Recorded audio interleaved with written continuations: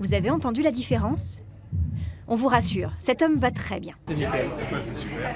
Vous êtes tranquille. Mais vous avez pu distinguer pour l'exemple ce qu'on appelle un souffle au cœur. D'abord, le battement normal, le bruit des valves qui s'ouvrent et se ferment, et puis un son différent.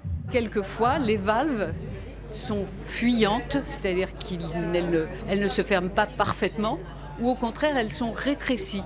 Et à ce moment-là, le sang, en passant à travers ces valves, crée des turbulences qui ne sont pas normales et qui donc vont faire des bruits supplémentaires ou des bruits perturbés. Et c'est cela qu'on appelle un souffle cardiaque. Une simple auscultation avec un stéthoscope permet de le reconnaître. Et pourtant, peu de personnes se font dépister. Autant de personnes ont un souffle-cœur que de personnes ayant un Alzheimer, donc c'est très fréquent. Mais beaucoup de gens ne le savent pas ou pensent que voilà, c'est comme ça, c'est avec l'âge et que c'est inéluctable, alors qu'il y a des traitements très efficaces pour regagner, pour s'améliorer, pour avoir une meilleure qualité de vie et pour prolonger ses années de vie.